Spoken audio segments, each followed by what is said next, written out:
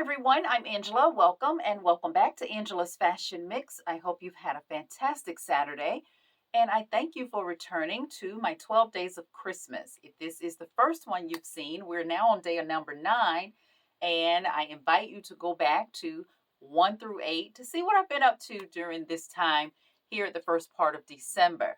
So, the 12 Days of Christmas is a mixture of things from fashion to household decor to some other things. And today is one of those other things. So I had some questions about how I made one of the trees that is in my living room. And actually, I made two of them. And one of them is very simple, it's still based on the same premise, but I'm specifically showing the details of the one that's a bit more intricate. And it is all made from poster board. So I'm going to show you how I made that happen. Before I do that, let me show you my current tree. So this is the tree that we're discussing. I made this from poster board, the project that I'm about to get into, and I've had no issues with it whatsoever. It comes out every single year, and it is an absolutely simple project. Also, I made this one at the same time, and the difference simply is I used a feather boa. That is all this is, and I used the same foundation to create that look as well. So the basis of the project starts with whatever color you want, of course, but I did white because I wanted my trees to be white. And these are supplies that you're going to need in addition. We're going to need, of course, the scissors. We're going to need glitter, a glue gun, glue, and a little sponge brush to apply the glue. So this is the tree.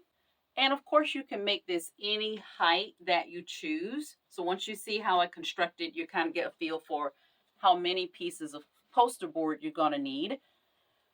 But this is what it looks like up really close. And I went with silver. For the year that I originally used this, I had more white, kind of a winter white feel to the decor. And I found that this just kind of fits in whatever I do based on where I have it. So I love it for that reason. So let's get started. And the very first thing that I do is cut my strips. And I cut them according to the width that I'm going to need based on the layer that I'm on.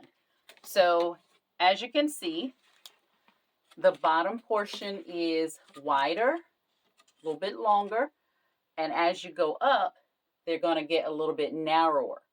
So you're going to need to cut multiple layers for the entire height of the tree.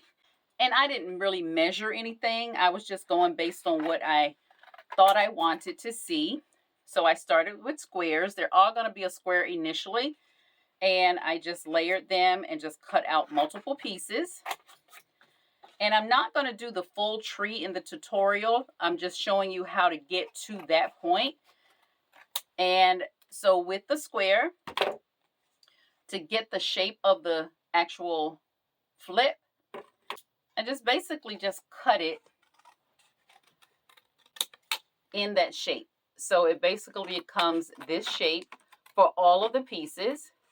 And because they are larger on the bottom, this is going to be the biggest piece. And as we get smaller, of course, the sizes are going to get smaller. And I'm going to show you how that kind of looks with the different sizes. This is one easy project. So you can see this one is smaller and a little bit narrower than the first one. So these basically get staggered. So this is how you're going to get the flip. All you need is a pencil or a pen or anything round that has a size to it that you want. And I'm simply going to take my Sharpie or a pencil and I'm going to roll. All we need is a bend, and it's as simple as that. And that's what is going to give you the bend here. Easy, easy, easy. You just bend it. And if you want more depth on the bend, you can just roll it tighter. But that's all it is to that. So to just kind of give you an idea, there are 9 of the larger ones. And because your next layers are going to get smaller, you're going to need a few more of that size to go up the tree. So now that those pieces are cut, and I would say cut extras just in case. You're not going to need a lot. There's not a way to really mess up this project. But what I would do is go ahead and get all of your pieces cut and sit them aside and go ahead and get those rolled. So once you've done that part, and I'm going to assemble this a little bit so you can see how it gets attached. So for the height, based on the poster board, it's going to be 28 inches tall. So now all that you have to do is just roll the poster board. So you can either hold it, or you can hold it in your hand or put it on a table and just roll to get that shape. And as you get the shape, you can kind of loosen it a little bit to make it a little bit wider. And once you've got that, you've got this cone shape, then just tape it. It's a material I did not mention, but just tape the area to just hold it in place. That's the only thing that the tape does at this point. Now for this particular tutorial, I'm not using freight tape. That's typically what I would use because it's going to give you a much more durable hold. For the project, I am simply just using Scotch tape to just go a little bit faster there. Just tape along all the seams, and you can make this as tight as you want it to make it. And you're going to be left with this shape at the top and this at the bottom. Now, because it was rolled, this is no longer going to be a flat piece. If you sit it down, it's going to be at an angle. So we do have to trim to get the bottom even. So just as simple as that, just trim off the bottom. And you may have to play with it a little bit. You're going to have to sit it down and make sure it works. Make sure it's going to lean the way you want it to. And then you know where to trim more. So I'm just going to trim it until I get to the standing position that I want. And that may take a couple times. Oh, there you go. That's all trimmed. And the bottom, of course, is a little bit ragged. That is not going to show. But if you wanted to tape that to kind of give it a finished edge, you can do that. So now that we've got the cone, we can start attaching our layers. So what we're going to do for the first piece is right here in the bend is where it's going to sit on your flat surface. So when it sits down, this is going to tilt up and will sit on the tabletop without any issue. So I'm going to affix the first one, and for the gluing of the actual pieces, I'm using my glue gun. We're going to get to the other glue in a moment. So I'm kind of eyeballing where I want it to go, and you can kind of measure the bottom here with your finger as to where the flip is. And even if it's a little bit lower, the flip is going to adjust based on the tabletop that you're going to sit it on. So let's start the assembly. So you're going to bring your cone in and take your first piece, and you're just going to add your little bit of glue across the top or anywhere in here. It really doesn't matter. So to the bottom of your, and I would say just kind of hold that and place the piece onto the tree. And you're just going to attach it. Just hold it there for a little bit until it is secure. And that's going to take just a few seconds. And then you're going to go whichever direction and just affix the next one beside it. So we're going to do that. Just adding that little bit of glue. And just put the next one in line with it. So you kind of see how that's going. So when you sit that on the table, if these fall a little bit low, they're going to bend up just based on being on the flat surface. So what I'm going to do is go to the next level. So when I get to the next level, instead of building on top, I'm going to stagger.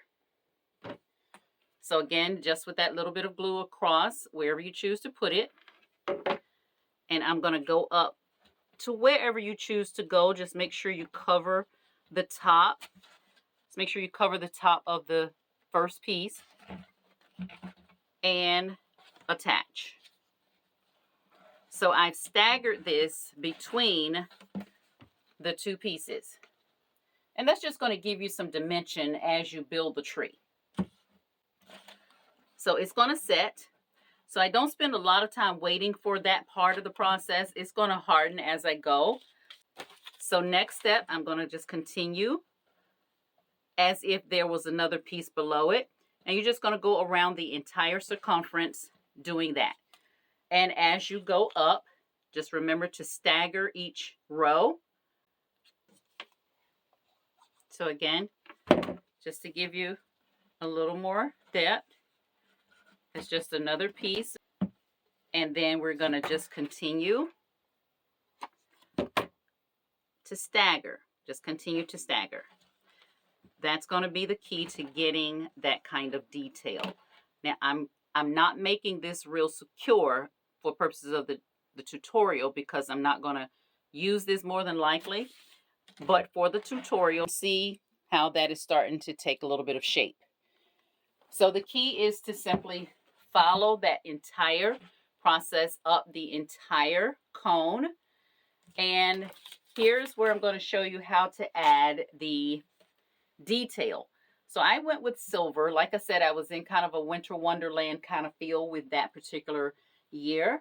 And so this is where your glitter and your glue as well as your sponge is going to come into play. So for the tutorial, I'm just showing you the glue. I would suggest maybe that you use a disposable plate. But this is rough. This is very rough. So we're going for the details. So here I'm just going to add the glue. It's not going to be a lot. Just find some spaces that you want to highlight and just touch those up with the glue. So this is where you're going to lay the foundation for the details that you want. And once that goes on, just make sure you get it where you want it. Once that goes on, and you want to make sure you get glue that's going to dry clear. So I've got my glitter, and it's in the little shake container. You can see the holes. And then I just start to shake or turn it to the side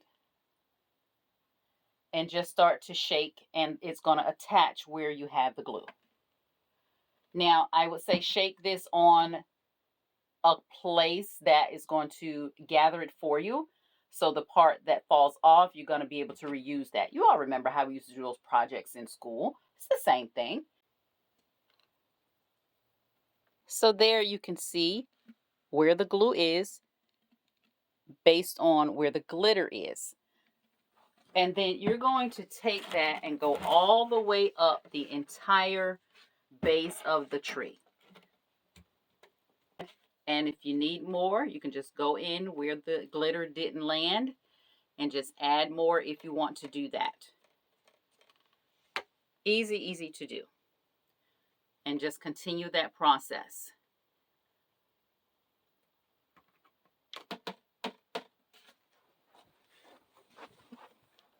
So that's how the tree starts to take its shape.